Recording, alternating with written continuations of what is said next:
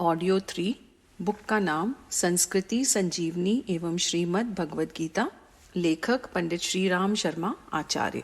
आज आवश्यकता इस बात की है कि प्रखरता एवं पवित्रता से परिपूर्ण कथा प्रवचनों का प्रचलन हो, ताकि हम अपनी वर्तमान कालीन बौद्धिक, नैतिक एवं सामाजिक विकृतियों से छुटकारा पाकर ऋषि संतान कहलाने योग्य तेजस्वी व्यक्तित्व धारण कर सकें और अपना तथा अपनी मातृभूमि का एक संस्कृति का गौरव बढ़ा सकें। इस प्रयोजन के लिए गीता सर्वोत्तम ग्रंथ है, पर उसमें कठिनाई यह है कि कथा पुराण का प्रयोजन पूरा नहीं होता। विचारना और विवेचना तो पर्याप्त है, पर जन साधारण को, बाल वृद्ध को समझ सकने लायक वह आकर्षण नहीं हो जो कथाओं में होता है। अब यह प्रयत्न किया गया है कि गीता के प्रमुख स्थलों के साथ धार्मिक उपाख्यान जोड़कर उसे कथा की आवश्यकता पूर्ण करने वाली भी बना दिया जाए। गीता कथा इसी प्रयोजन की पूर्ति के लिए लिखी गई है। उसका प्रवचन धर्म पुराणों की कथा कहने सुनने का उद्देश्य बहुत हद तक पूरा करेगा, ऐसी आशा है। भागवत सप्ताह का जो क्रम प्रचलित है, उसी का अनुसरण करते हुए गीता सप्ताह कार्यक्रम चलाए जाने चाहिए। एक सुसज्जित व्यास गद्दी पर बैठकर पंडित लोग कथा कहते हैं। व्यास गद्दी को एक मंडप रूप में बनाया जाता है। उसके चारों ओर जौ उगाकर हरियाली बनाने का रिवाज है। यह हरियाली अन्य फूलदार पौधों या गमलों से भी की जा सकती है। छोटी चौकियों पर 2 कलश दोनों ओर रखे जा सकते हैं, जिन पर अगरबत्ती एवं दीपक जलते रहें। कथा सुनने वालों के लिए सुविधाजनक स्थान हो। महिलाओं को एक ओर, पुरुषों को दूसरी ओर बैठने का प्रबंध रहे। प्रवचन स्थल पर महापुरुषों के, देवताओं के चित्र तथा आदर्श वाक्य टंगे रहें। उस स्थान का लिपा पुता स्वच्छ सात्विक होना भी आवश्यक है। मैले कुचले, धुएं, धूली या अंधेरे सील बदबू तथा घुटन भरे स्थान जहाँ सर्दी गर्मी अधिक हो, कथा के लिए उपयुक्त नहीं। अच्छा स्थान भी अच्छे वातावरण की तरह आवश्यक है। अधिक लोगों की अधिक सुविधा। कथा का समय ऐसा रखा जाए जिसमें अधिक लोगों को अधिक सुविधा रह सके। महिलाएं भोजन बनाने के लिए 1 बजे के करीब लग जाती हैं। पुरुष भी अपनी दुकान या नौकरी पर जाने के लिए उससे पहले ही चले जाते हैं। इसलिए प्रातः काल सूर्य उदय के आसपास कार्य आरंभ कर देना चाहिए और उसे 1 बजे तक समाप्त कर देना चाहिए। इसी प्रकार शाम को महिलाएं और पुरुष 6 बजे के बाद अपने कामों से निश्चिंत होते हैं। तब रात को 9-10 बजे तक बैठ सकना सुगम होता है। स्थानीय परिस्थितियों के अनुसार यह देखा जाना चाहिए कि अधिक संख्या में लोग किस समय उपस्थित हो सकते हैं। उसी दृष्टि से कथा का समय रखना चाहिए। 2 बार में कथा का क्रम रखे जाने से कहने वाले और सुनने वाले सभी को सुविधा रहती है। प्रतिदिन गीता का पारायण भी होना चाहिए। चूँकि हर किसी के लिए संस्कृत श्लोकों का पढ़ना और ठीक तरह पाठ करना संभव नहीं होता, इसलिए इस पुस्तक में श्लोकों का अनुवाद राधेश्याम तर्ज में करा दिया गया है। पारायण इसी आधार पर सरल रह सकता है। प्रतिदिन 1 घंटा प्रातः और 1 घंटा सायं पारायण का कार्यक्रम रखा जाए और शेष 1.5 2 घंटे प्रवचन हुआ करे। पारायण गायन के साथ होना चाहिए। यदि हारमोनियम, तबला, ढोलक, मजीरा, करताल आदि के साथ हो सके तो और भी अच्छा है। पारायण के लिए 2 पार्टी बनानी चाहिए। एक श्लोक का पद अनुवाद एक पार्टी गाएं तो दूसरे का दूसरी पार्टी। इस प्रकार क्रम जारी रखने से थकान भी नहीं आती और सुंदर भी लगता है। सब लोग मधुर स्वर से एक साथ गाएं तो उसमें कीर्तन का आनंद आता है और उन सभी गायों को पारायण करने का पुण्य भी मिलता है।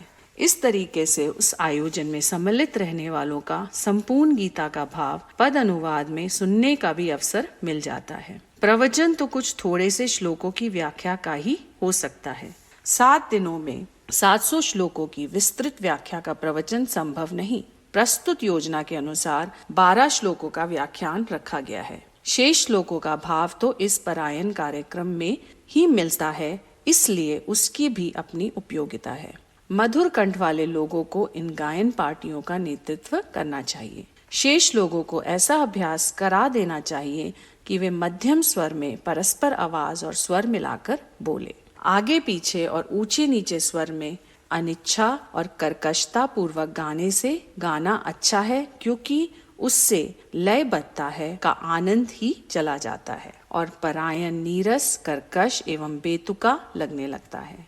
इसलिए परायण से पूर्व उसमें सम्मिलित होने वालों को मिलकर मधुर स्वर से गाने का पूर्व अभ्यास रिहर्सल करा लेना चाहिए। सब परायण करने वालों के सामने गीता की पुस्तकें लकड़ी की तिपाइयों पर रखी हुई हों तो देखने में उनको पंक्तिबद्ध एकरसता बहुत ही उत्तम दृष्टिगोचर होती है। कथावाचक की पुस्तक भी तिपाई पर ही खुली रखी रहती है और जहाँ संभव होता है उसे पुष्प आदि से सजा भी दिया जाता है। कथाकर मध्यम एवं बंधे हुए स्वर में हृदय तक पहुँचने वाली शैली के साथ कथा कहें। हंसी मजाक, ओछे दृष्टांत, अश्लील चर्चाएं कथा में सर्वथा निश्चित मानी गई हैं। ऐसी पद्धति ओछे आदमी ही पसंद करते हैं। धार्मिक वातावरण का स्तर अक्षुण्ण बना रहे, इसलिए आवेशग्रस्त होकर या उदासीन भाव से चिंग पूजा की तरह कुछ कहते हुए समय काट देने का तरीका ठीक नहीं। इस नीरसता में सब कुछ भार स्वरूप प्रतीत होता है। धर्म चर्चा सरस और हृदयग्राही होनी चाहिए। वक्ता का कर्तव्य है कि अपनी कथन शैली को दिन दिन परिष्कृत करता चले और सुनने वालों से प्रवचन में रहने वाले दोषों की जानकारी प्राप्त कर उसे सुधारने का प्रयत्न करता रहे। प्रवचन में रहने वाले तथ्यों का जितना महत्व है, उतना ही कथा की हृदय स्पर्शी शैली का भी है। उसका निखार होना ही चाहिए। मनोरम एवं आकर्षक कार्यक्रम। कथा के बाद कीर्तन और भजनों का कार्यक्रम रखा जाता है। अंत में आरती भी होनी चाहिए। गायत्री माता का बड़ा चित्र एक प्रथम पूजा वेदी पर स्थापित कर लेना चाहिए। यही गीता माता का भी प्रतीक माना जा सकता है। ज्ञान की देवी गायत्री और गीता तत्वतः एक ही शक्ति है। गायत्री का चित्र ना मिलने पर सरस्वती का चित्र रखा जा सकता है और उसे पूजा बंधन का माध्यम बनाया जा सकता है। प्रथम दिन उन सब लोगों का वरण होना चाहिए जो इस धर्म अनुष्ठान में सम्मिलित रहना चाहें। पवित्रीकरण, आचमन, शिखा बंधन, प्राणायाम, न्यास, पृथ्वी पूजन के बाद कलश पूजन, देव पूजन, स्वास्तिक वाचन का कार्यक्रम कर रहे। प्रथम दिन सबसे संकल्प कराया जाए कि वे आयोजन में अंत तक सम्मिलित रहेंगे। उनके हाथ में वरण बांधे जाएं और तिलक किए जाएं। प्रथम दिन प्रातः काल थोड़ा गायत्री यज्ञ कराया जाए। इसके लिए कथा के समीप ही यज्ञ वेदी बनाई जाए। उसमें प्रथम दिन और अंतिम दिन तो हवन किया ही जाए। बन पड़े तो बीच के 5 दिनों में थोड़ा थोड़ा हवन प्रातः साय होना ही चाहिए। दोनों समय की आरती तो आवश्यक ही है। अंतिम दिन इस धर्म अनुष्ठान की पूर्णाहुति होनी चाहिए। प्रवचन प्रातः काल की बैठक में ही समाप्त कर लिया जाए। इसके उपरांत गायत्री यज्ञ हो, जिसमें उपस्थिति के आधार पर 5 या 9 कुंडों की संख्या भी रखी जा सकती है और इसी आधार पर उसका यज्ञ मंडप भी बनाया जा सकता है। इस हवन में सम्मिलित होने के लिए पहले से ही धार्मिक प्रवृत्ति के व्यक्तियों को आमंत्रित कर रखना चाहिए। कंधे पर पीला दुपट्टा धारण करके और महिलाएं पीली धोतियां पहनकर आवें तो दृश्य और भी मनोरम हो जाता है। ज्ञान का धर्म का पीत वर्ण है। यज्ञ में पीत वस्त्र धारण करके सम्मिलित होने पर उसका वातावरण और भी अधिक पवित्र बन जाता है। यज्ञ की पूर्णाहुति के उपरांत गायत्री माता के चित्र और गीता ग्रंथ की सुसज्जित सवारी के साथ जुलूस भी निकाला जा सकता है। धर्म अनुष्ठान आरंभ होने के दिन या उससे पहले एक दिन यदि संभव हो तो महिलाओं द्वारा जल कलश भर कर लाने को जल यात्रा निकालनी चाहिए। इस प्रकार के धार्मिक जुलूस यदि नारे, पोस्टर, बैंड आदि के साथ सुव्यवस्थित रीति से निकाले जाएं तो उनका दर्शकों पर बहुत अच्छा प्रभाव पड़ता है। यज्ञ के समय लोग अपनी बुराइयों को छोड़ने और अच्छाइयों को बढ़ाने का व्रत लेते हैं। यह बहुत ही उपयोगी प्रक्रिया है। उसके लिए उपस्थित लोगों को अधिकाधिक प्रोत्साहित किया जाना चाहिए। यज्ञ के बाद कन्या भोजन के लिए जितनी कुछ व्यवस्था हो सके करनी चाहिए। नारी जाति के प्रति पूज्य भाव एवं श्रेष्ठता की भावना जागृत करने के लिए कन्या भोजन महत्वपूर्ण है। सच्चे ब्राह्मणों का इन दिनों अभाव ही हो चला है। कन्याओं की पवित्रता अशून्य है। उन्हें भोजन कराना ब्रह्मभोज की आवश्यकता को भली प्रकार पूरी कर देता है। इसी अंतिम भोज के समय जिन्हें षोडश संस्कारों में से कोई कराना हो तो वो सामूहिक रूप से करा लेना चाहिए। जिनके यज्ञोपवीत नहीं हुए हैं वे इस अवसर पर करा सकते हैं। गर्भिणियों के पुंसवन संस्कार, बच्चों के नामकरण, मुंडन, विद्या आरंभ, अन्नप्रसन के लिए यही समय उत्तम है। जिन्हें वानप्रस्थ लेना हो उनके लिए इससे अच्छा और कोई समय नहीं हो सकता। आर्थिक व्यवस्था और उसकी पवित्रता। कथा वाचक या किसी को भी पैसा जनता से सीधा नहीं मिलना चाहिए। इससे लेने वाले में दीनता तथा लोभ की वृत्ति बढ़ती है और देने वाले को अहंकारी बनने की संभावना रहती है। इसलिए आरती से लेकर दक्षिणा तक का जो भी पैसा आवे उसे धर्म अनुष्ठान की प्रबंध समिति अपने हाथ में रखे और कथावाचक आदि को जो देना हो वो स्वयं दे। लेन देन की सीधा संबंध प्रबंध समिति से रहना चाहिए, जनता से नहीं। गीता कथा का धर्म अनुष्ठान सामूहिक रूप से होता है, इसलिए उसके लिए चंदा ही करना पड़ता है। इसका पूरा पक्का सही और प्रमाण युक्त हिसाब रखना चाहिए और जिनने भी वो पैसा दिया हो उन्हें इस प्रकार समझा देना चाहिए कि किसी को संदेह करने या उंगली उठाने की तनिक भी गुंजाइश ना रहे। जहाँ इस संबंध में ढील बरती जाएगी वहाँ प्रबंधकों के प्रति अविश्वास फैलेगा और वे सत्कर्म करते हुए भी लोगों की दृष्टि में अपना सम्मान खो बैठेंगे। अतएव इस संबंध में पूरी सावधानी